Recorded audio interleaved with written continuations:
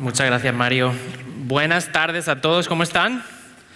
Bien, me alegro de verlos otro domingo más.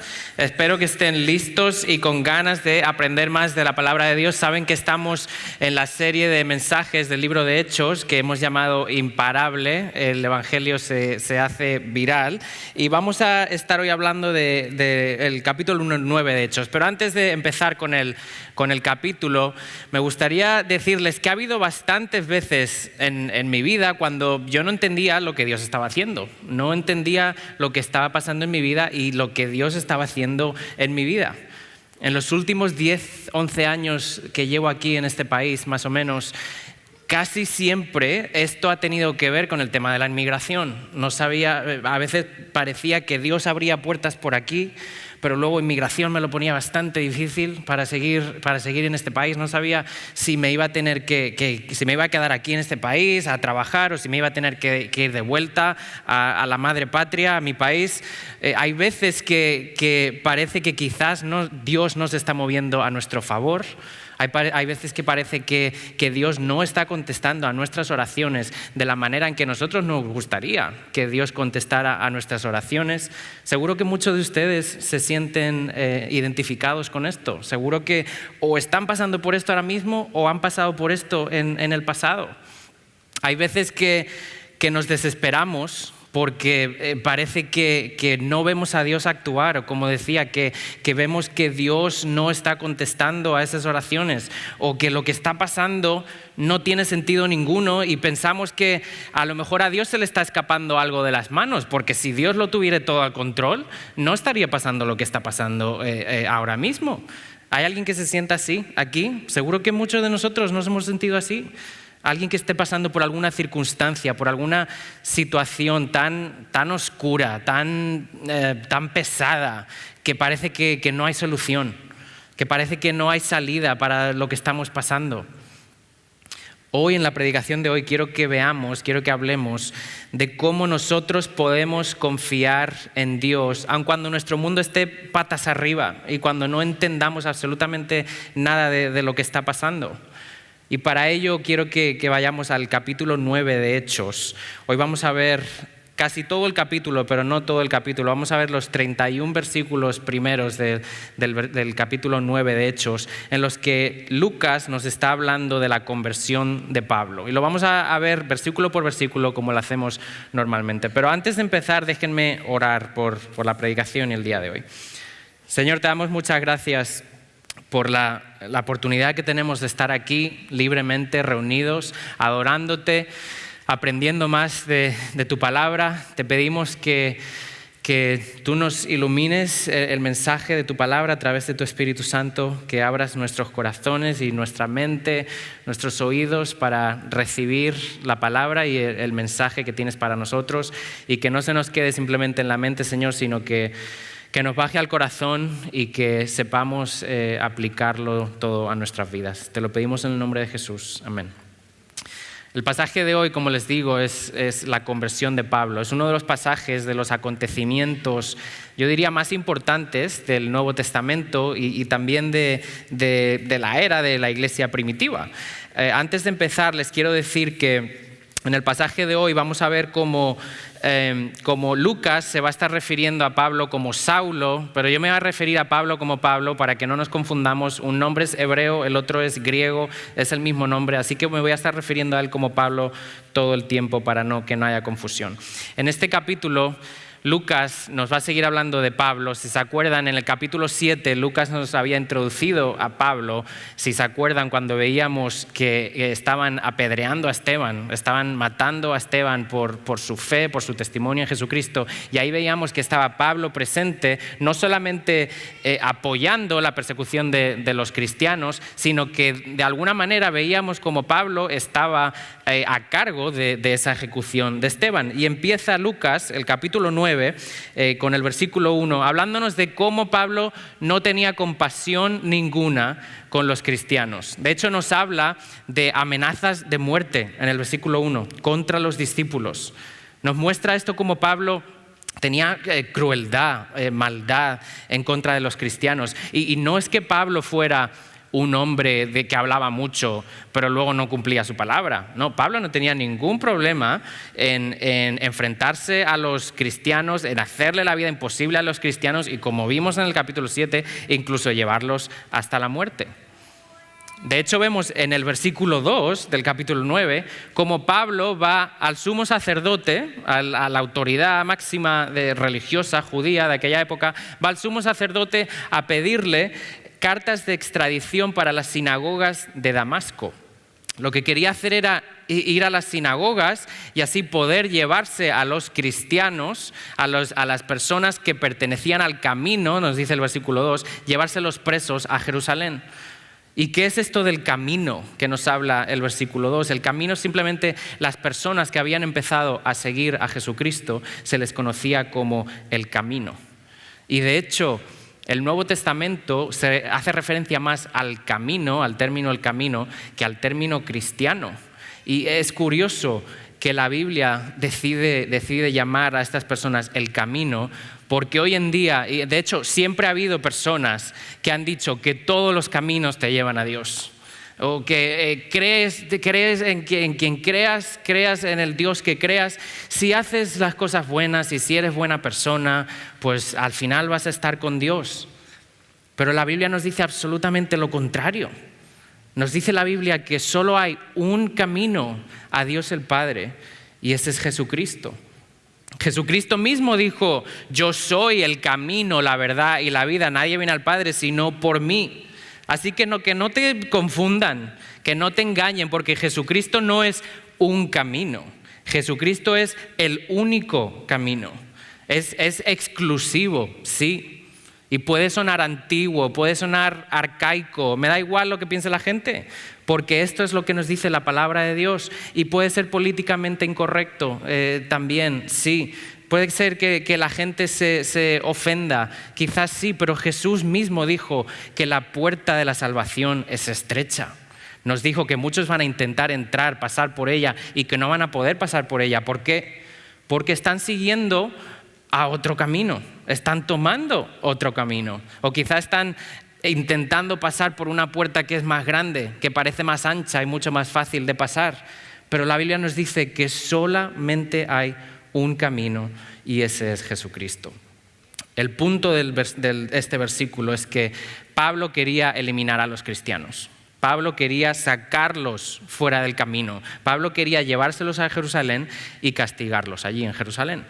Y sigue la historia en los versículos 3 y 4 y nos dice que cuando Pablo iba de camino a Damasco para cumplir con estas amenazas de muerte, que dice el versículo 1, dice que una luz del cielo relampagueó a su alrededor. Y luego en Hechos capítulo 22 y 26, Pablo vuelve a relatar esta historia y dice, añade un par de detalles más. Nos dice que esto ocurrió más o menos a las 12 del mediodía, a plena luz del sol. Y nos dice que la luz, este relámpago, dice que fue más resplandeciente que el mismo sol. Una luz que de hecho lo tiró al suelo, una luz que le cegó por varios días. ¿De quién podemos estar hablando que sea más resplandeciente que el mismo sol y que sea tan poderoso? De Jesucristo mismo. Pablo vio a Jesucristo, no sabemos exactamente lo que vio. Sabemos que vio un relámpago que le cegó por un tiempo, que le tiró al suelo. Pero lo que sabemos es que Pablo tuvo un encuentro personal con Jesucristo. Y Pablo oyó una voz que decía: Saulo, Saulo, ¿por qué me persigues? Y dice el versículo 5, Pablo dijo: ¿quién eres, Señor? Y la voz le dijo: yo soy Jesucristo a quien tú persigues. Fíjese en que Jesucristo no le dijo a Pablo: ¿por qué estás persiguiendo a los cristianos? ¿O por qué estás persiguiendo a la iglesia? ¿O por qué estás haciendo tanta maldad, Pablo? No, Jesús le habla personalmente a Pablo. Le dice: ¿por qué me estás persiguiendo a mí? Pablo, al perseguir a los cristianos, al perseguir a los que pertenecían al camino, estaba persiguiendo directamente a Jesucristo mismo. Jesús, acuérdense, es la cabeza de la iglesia y nosotros los cristianos somos el cuerpo. Todos nosotros somos un mismo cuerpo. Y por eso Jesús le hace esta pregunta tan personal aquí a Pablo. No te pienses que Jesús está ahí en el cielo, tranquilo, sin preocuparse absolutamente de nada.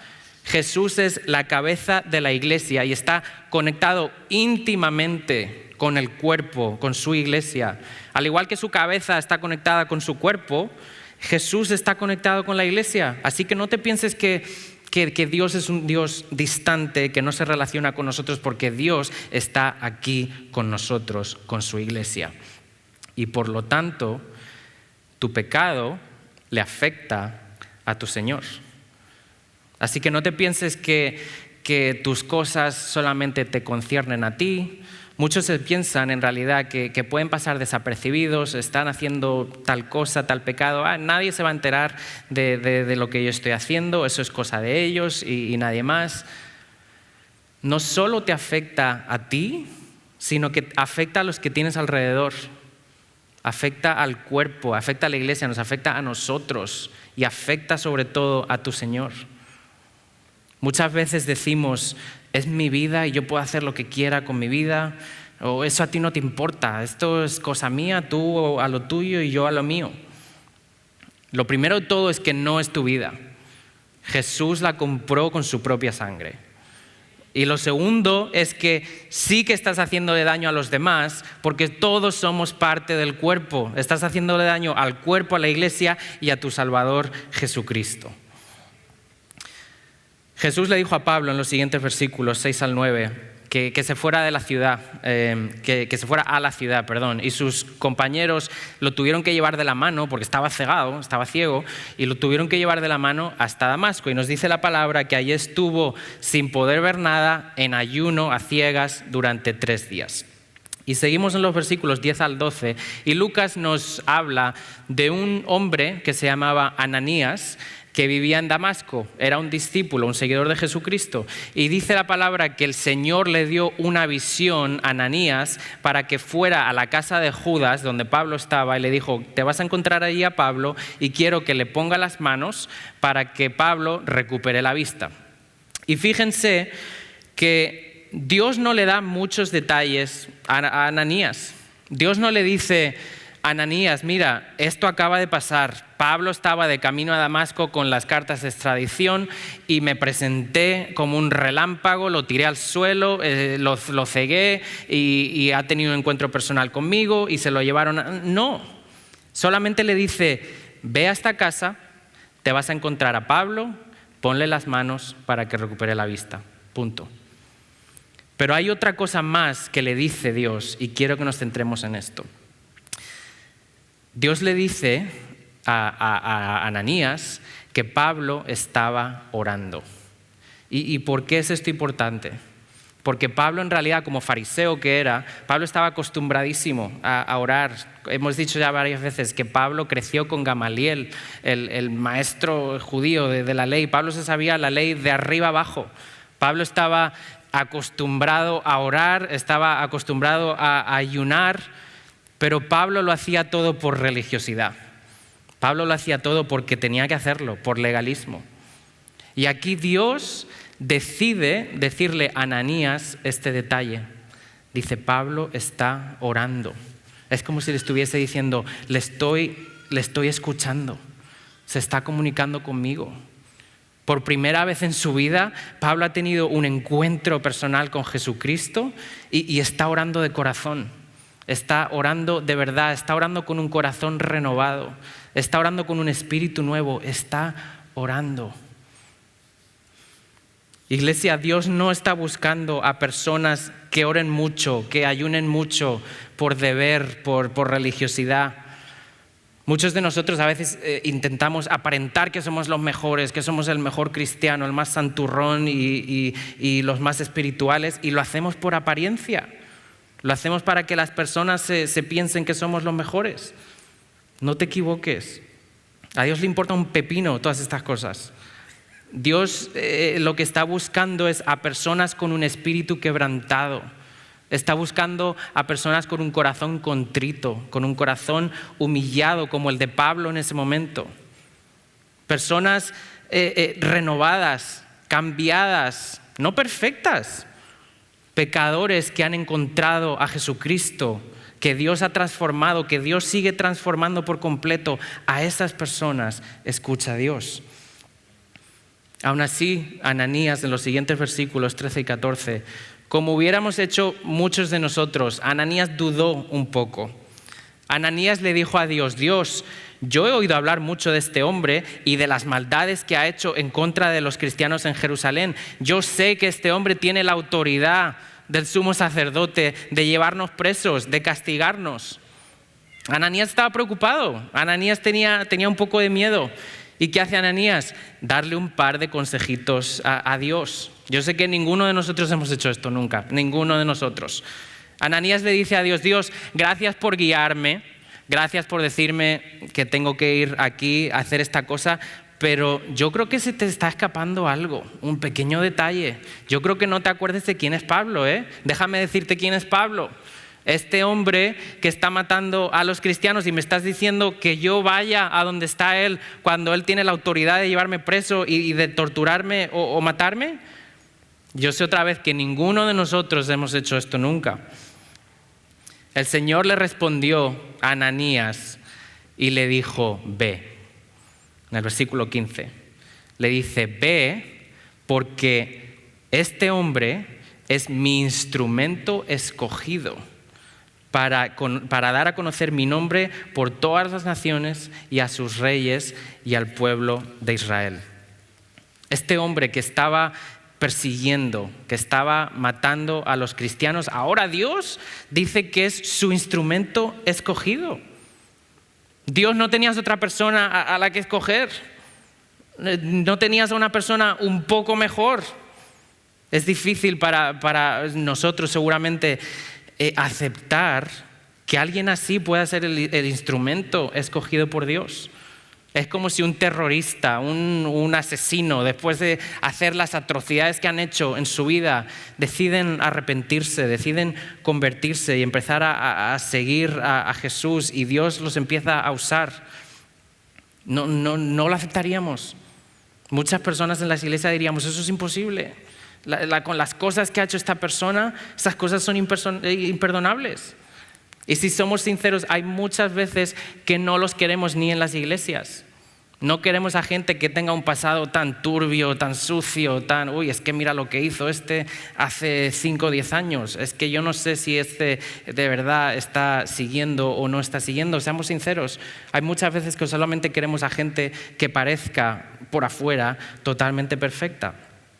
Y Ananías yo creo que se sentía así un poco, pero aquí está Jesús diciéndole a Ananías, Jesús mismo le dice: yo he escogido a Pablo como mi instrumento para mi gloria. Así que no nos olvidemos de que Dios es un Dios redentor. Dios es un Dios que puede redimir, que puede transformar, que puede usar hasta la persona más mala que te puedas imaginar. Dios puede redimir y usarlos. Al final, Ananías obedeció. Y dicen los versículos 17 al 19 que Ananías se fue, y cuando llegó a la casa de Judas, le puso las manos a Pablo y le dijo: hermano Saulo, el Señor Jesús, que se te apareció en el camino, me ha enviado para que recobres la vista y seas lleno del Espíritu Santo. Y nos dice la palabra que así lo hizo, y al hacerlo se le cayeron a Pablo como unas escamas de los ojos, y que instantáneamente recobró la vista, y dice que después se levantó y se bautizó.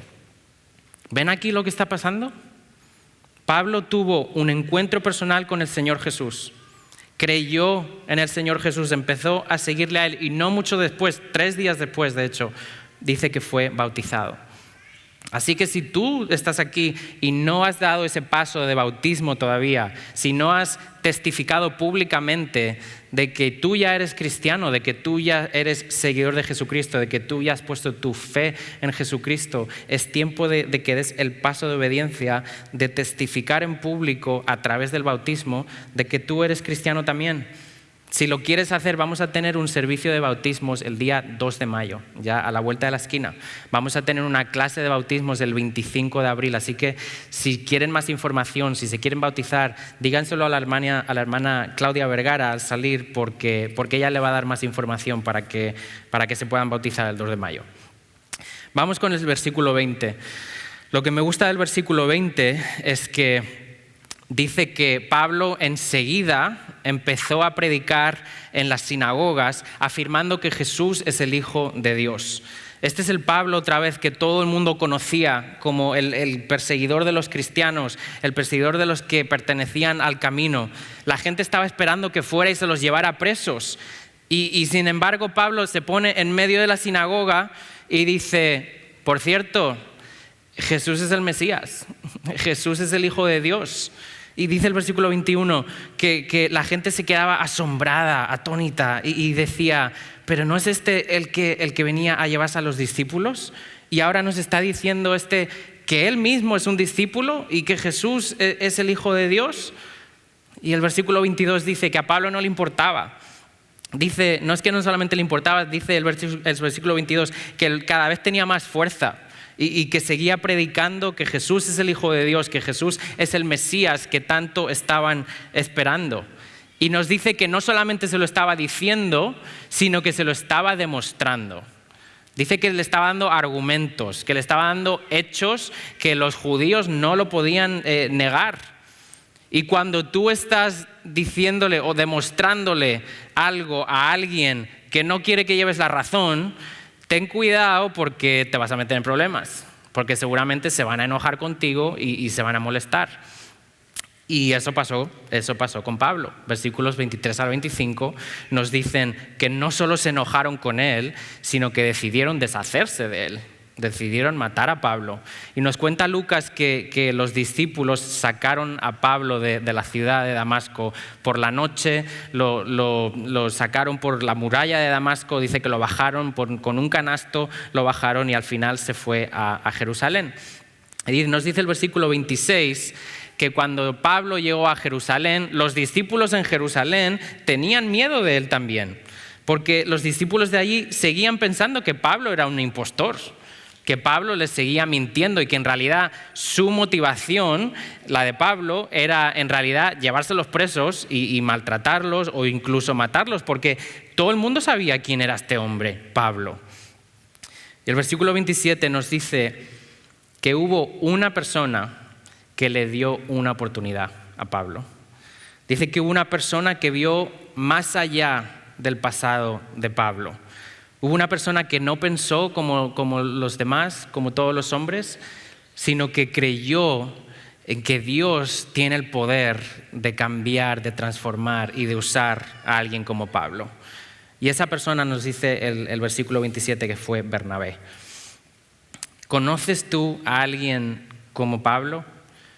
¿Conoces a alguien que a lo mejor ha estado toda su vida dándole la espalda a Dios?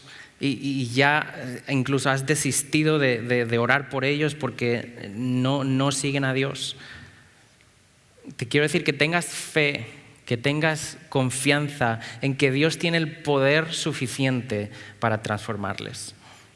O a lo mejor tienes dudas de alguien que tiene un pasado un poco oscuro, pero ahora confiesa que sigue a Jesucristo, está cambiando, está intentando cambiar cada día.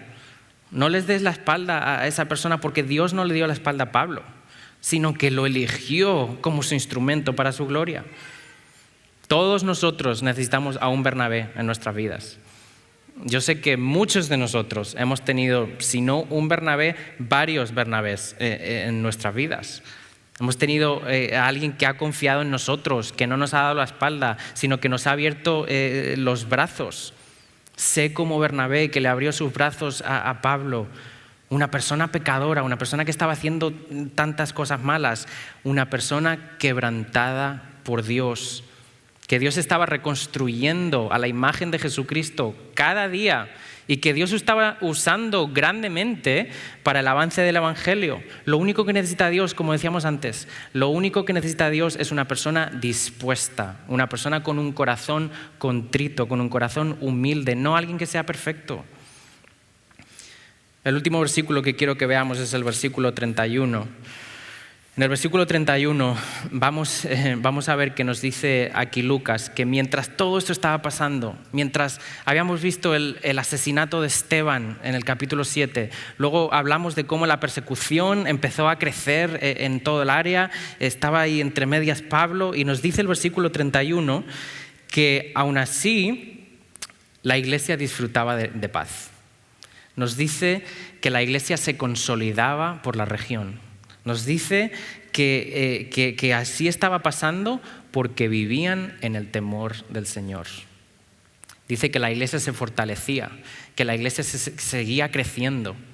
¿Quién le habría dicho a estos cristianos, a los que pertenecían al camino, quién les habría dicho que esta persona, Pablo, que todos conocían, el malhechor de los malhechores, quién les habría dicho a ellos que él iba a ser el instrumento escogido por Dios y que él iba a estar entre ellos como uno de sus hermanos y una de sus hermanas? Es una locura. Lo que pasa es que la iglesia no dependía de las circunstancias en las que se encontraban para disfrutar de la paz. ¿Por qué? Porque la iglesia dependía solo y exclusivamente del Señor. Y por eso tenían gozo. Así que ¿está tu mundo patas arriba? ¿Te acaban de dar malas noticias o no sabes a lo mejor cuál va a ser el siguiente paso que tienes que dar en la vida, y lo único de lo que estás seguro ahora mismo es de la inseguridad, de la incertidumbre del futuro? No importa lo oscura que parezca la situación por la que estés pasando, a lo mejor estás metido en una cueva y no puedes ver la luz, no puedes ver la salida, la solución donde estás. Ten por seguro que Dios está contigo. Ten por seguro que Dios está trabajando en tu vida y que quiere seguir usándote para su gloria. Ten por seguro que tus circunstancias, tu situación, tu sufrimiento tiene un propósito, no es en vano. Me estoy acordando de una canción que es de las favoritas de mi madre, que dice: sendas Dios hará donde piensas que no hay. Dice, Él obra en maneras que no podemos entender. Sigue diciendo, Él me guiará, a su lado estaré, amor y fuerzas me dará, un camino hará donde no lo hay. Iglesia, pensemos en la iglesia de Hechos. Quiero que te acuerdes de la persecución que los cristianos estaban pasando en aquel momento, del miedo que tenían que tener, que seguramente sabían que en cualquier momento los podían llevar presos, los podían matar. Y Lucas nos dice que tenían paz, que tenían gozo, porque estaban centrados en Dios. No te olvides de fijar tus ojos en Jesucristo en medio de la tormenta, en medio de cualquier situación, de cualquier circunstancia por la que estés pasando, ya sean problemas matrimoniales, ya sean problemas financieros, con inmigración, laborales, físicos, sea lo que sea. Confía en el Dios que tiene el poder para cambiar la vida de una persona como Pablo. Confía en el Dios que sostenía en su mano a estos cristianos de aquella época, que podían matarlos, que estaban sufriendo la persecución, y así Dios los sostuvo en su mano. No tengas miedo, porque Dios es siempre fiel. Dios no te va a fallar nunca y Él siempre va a hacer su voluntad en tu vida. Antes de terminar hoy, voy a orar y quiero que ahí donde estés, si estás pasando por alguna situación que no entiendes, o a lo mejor llevas tiempo pidiendo por algo a Dios, orando, y parece que no te está respondiendo la oración, parece que a lo mejor no te está escuchando, si tus circunstancias no son buenas ahora mismo, si no ves una salida, estás en esa cueva que no ves la salida, no ves la solución, lo único que hay es incertidumbre.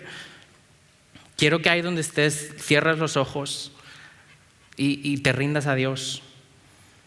Sea lo que sea por lo que estés pasando, ríndelo a los pies de Dios en este momento. Déjenme orar. Señor, te damos gracias porque sabemos que tú siempre eres fiel. Aunque nuestras circunstancias quizás no sean buenas en algún momento, aunque tengamos problemas, aunque nos estén persiguiendo como perseguían a la iglesia en el tiempo de Hechos, aunque haya posibilidad de que incluso les mataran en aquel momento. Señor, no sé por lo que estamos pasando cada uno. Cada uno tenemos nuestros problemas, cada uno tenemos nuestra incertidumbre, nuestras inseguridades del futuro. Pero, Señor, nos rendimos todo a ti.